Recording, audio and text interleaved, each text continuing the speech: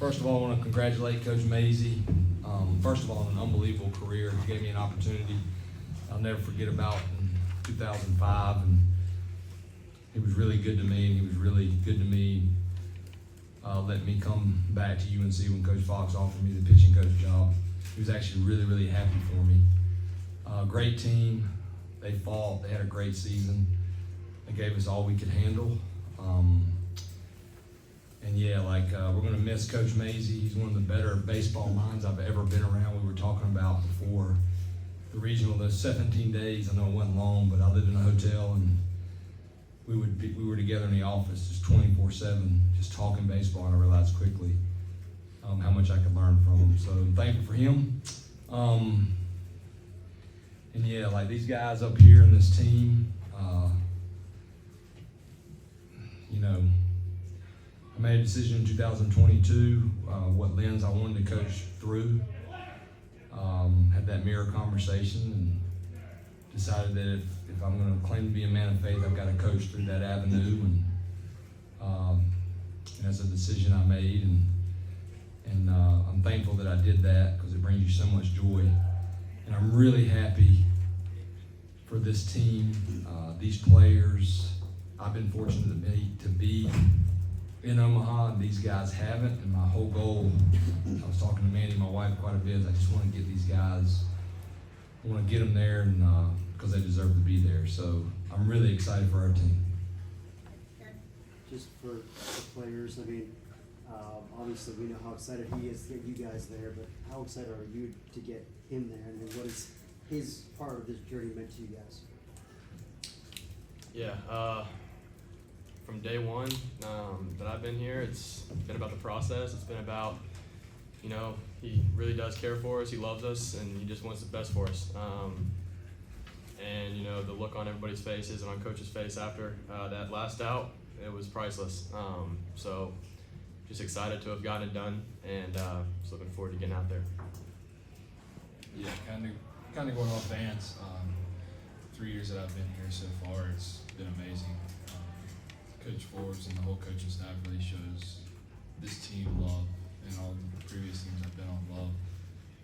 I don't think you'll find a coaching staff in the country that loves their players as much as this team. But I mean, we owe everything to this program, and they tell us that every day, and they remind us of it. We wake up and we're on nothing. So I mean, we get a video from King Saban, the coach sends us a lot. We wake up and we're entitled to nothing, which is the reality here. We owe this university everything. So to get to Omaha, get him back there, it's an amazing feeling.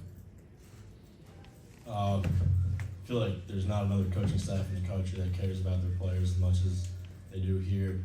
It's awesome coming to the field every day knowing that you're at a place where you're truly cared for and loved. And we don't take that word lightly here. Everything that we do is in the best interest of everyone else around us, and you really feel the love and the warmth when you're around the stadium. Vance, 2 years ago, you were on the other side of this. You watched Arkansas draw a pile on this diamond. Now you're on the winning side. How does it feel? Were you thinking about that moment at all in the past 5 minutes? How's it feel now? I wasn't thinking about it until you said it. But it's over now, and I can promise you it's a lot better feeling on this side of it. Dalton, what was going through your mind in those tense moments of the night? Just stay with it. Like Coach said and Van said, that we're process oriented, and if I didn't get those calls, it's okay. I didn't make the right pitches. Just go with it and go pitch by pitch. For Dalton and Vance, Scott has mentioned several times, many times, that the first team meeting back in the fall, you guys talked about, Omaha wanting to be the destination. What do you remember about that? And just, what were you thinking then in terms of maybe the possibilities of making this happen? Well, it wasn't to get there, it was to win it. And this is just another stepping stone towards that. But whenever that first meeting comes, I think everyone believes it. If you didn't believe it, you wouldn't be here. And to get there, and to be on that track now, it's rewarding. Yeah, to go off what Van said, we're going to win it.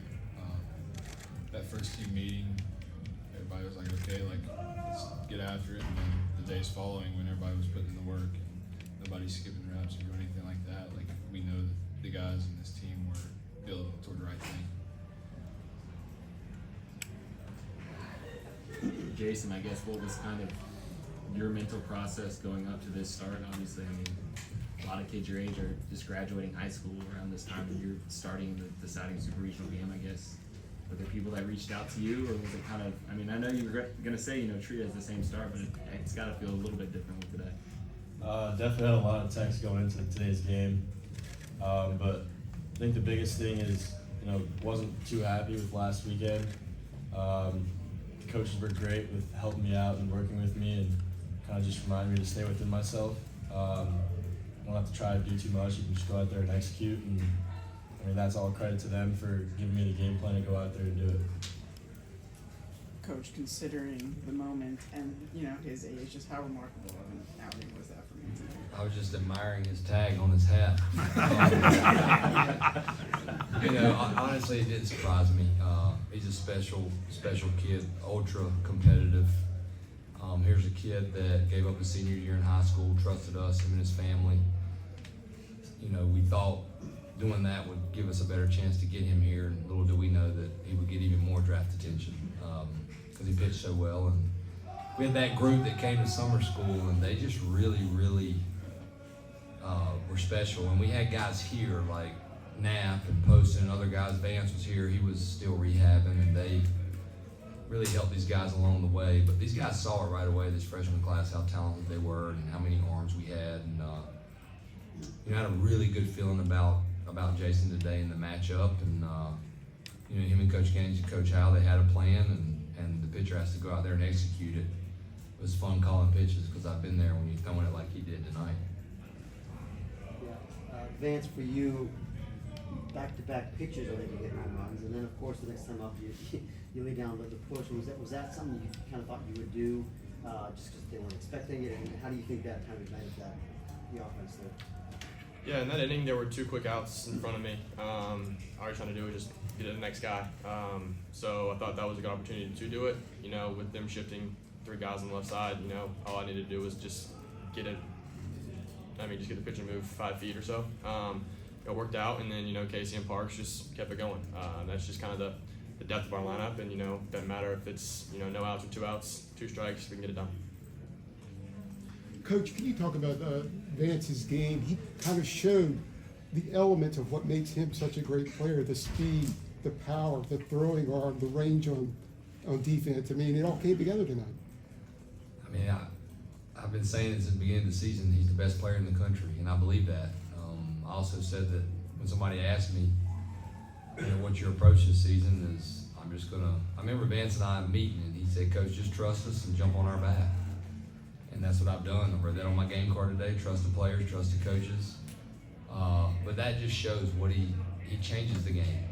Obviously the unbelievable catch, but I mean, he just threw a BB to first base like not many people can make that play, and starts us off with that home run. You know, I'm just going to keep jumping on his back while we head to Omaha. Jason, just what are some of your earliest memories, you know, watching the College World Series as a kid, and just, you know, what does it kind of mean to have those dreams realized tonight? I think it's always been a goal of mine from as soon as I started playing to win a national championship and, you know, go to Omaha. It's pretty awesome watching that game tonight after I came out, just kind of try not to focus on it, but it's in the back of your mind a little bit, like, we're going to go, like, we're going to do this. So it's pretty awesome. Where did you end up in that dog pile? I was on the bottom. Jason, I have a question for you. Coach mentioned you skipped senior year of high school, you graduated this year, you started here at 17. Just being as poised as you are, you know, most freshmen don't have that kind of voice that you do. What's the mindset behind that for the whole season, really? I think that comes from a lot of the older guys. You know, in the fall, trying to pick up as much as you can, and that's something that they preach a lot. Is just you have to go pitch by pitch. You can't really focus on the results. You really have to focus on, you know, the process, like Coach says, to get the results you want, and just kind of stick with that and don't let your head get too big out there. Coach, you've helped UNC advance to the College World Series multiple times as a part of the program, but does that feeling differ at all as the head coach of the program? Really it doesn't. You know, we were talking about as a team before we started this, don't forget who packed your parachute. There was a story with it. But the reason I'm sitting in this position is because Coach Fox took a chance on a you know, renegade junior college player that he didn't have to take a chance on. And he gave me that chance at North Carolina Westland, and I realized quickly that if I didn't run hard to first base and I didn't go to class, I didn't do what I was supposed to do, I was gonna be off the team. So it's what I needed at the time. If anything, for me, as a head coach, I just want to, you know, I want to do all we can to win that national championship for all the guys that I've been in the dugout with, that they set the standard. I mean, some of these former players are back here and they set the standard. I was just lucky to be a part of it starting in 2006. And this has been a really, really good program, and you know, I'm just thankful and proud to be a part of it. Scott, what have you told these guys about the College World Series since you've been out there a time or two, and what more will you tell them? I don't think I've told them a ton. The first team meeting this year, we just said, hey, our goal is to win a national championship, let's get it out of the way, and that's it. But I have told them to trust us coaches and trust the staff. You know, Coach Howell's coached in 2 national championships. Coach Wiersbicki's played in Omaha and been a coach in Omaha in 18. Coach Gaines was on teams that was in Omaha, and he also went in 18. I just said, hey, you know, this team's good enough to get to Omaha. It's hard, but the biggest thing, the 2 words really that we talked about were love and unity, because we were going to have some talented players that may work their way in the lineup, and some guys that have played a lot may not be in the lineup. And the only chance we had to make it was if everybody was selfless, and they sure were. Scott, Randy was talking about just how the fans really got their money's worth the last 2 nights. Just a few words on like how competitive these games were. You know, you look at some of the other scores around the country, and it's not necessarily the case. Yeah, you know, I talked to the team last night, and I said, hey, if you guys want to, you know, bridge the gap a little bit and make it a little bit easier on us coaches, go ahead. But it didn't surprise me we were in that burner, and I just have to say, like, I've never seen it that good of an atmosphere. We've had great atmospheres here, and that's a credit to everybody coming out, everybody paying attention to this team, how they play. They play the right way, they respect the game. And that helped us. I mean, that helped this team get to the College World Series, and I'm hoping that will continue to grow, because college baseball's at an all-time high. And, you know, I'm excited for all of our teams and these young guys that'll be back here, you know, seeing that this is what it's supposed to look like, and if you do what you're supposed to do, you got a chance to play in front of that big of a crowd. Dalton, during that 9th inning, were you in the same mentality as Monday night against LSU? Like, this is my game, this is my inning from start to finish? Yeah, absolutely. I mean, on the mound, you can't really think about it if they're going to bring in somebody else. If they would have brought somebody else in, I wouldn't have been worried about it. I have trust in the guys behind me that come out of that bullpen.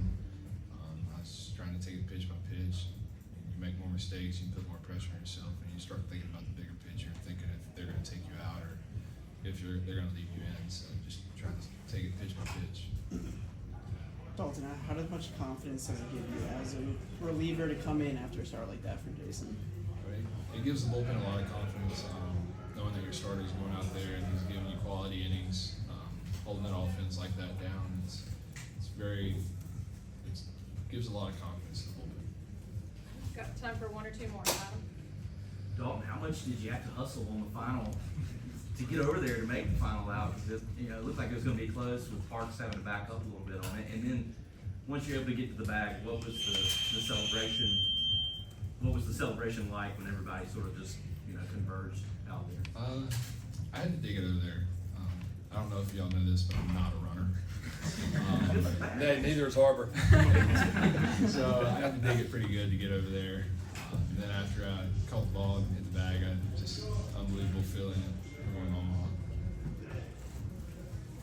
Vance, were there any conversations in the locker room today or from coach that you guys were 1 win away, or was it just business as usual? No, there wasn't. Maybe there might have been some jokes about it, but like keeping it light. It wasn't like one more. It was more of just like just gotta play our game, and the outcome will happen. As it may. Last question. Do y'all think it was Colby playing John Denver back there? What was that? So do y'all think it was Colby that started with John Denver back there? There's no telling. Tell you about the type of group we had. Vance found me right before the game started. Said, Coach, you look nervous tonight. We got you. I don't know if he was just messing with me, or maybe I did look nervous because I wasn't nervous. All right, did you have a question? Man, Vince, this likely was your last game at the Bosch. Can you talk about, your feelings and could your last game at the Bosch have come out any better for you and the team? If this is the last one, then this was an awesome game. So many guys in this locker room and beside me have just put us in a good spot so far this season. And to see the look on everybody's faces was priceless. That's what we worked for since August. That's just kind of it's very rewarding, I guess, to kind of see all those faces. Vance, what went through your mind told you to bunt that ball? First two guys got out pretty quickly, and I thought just give us a chance to move down the lineup. You notice he said if. He's not back here. He's only a junior. Thanks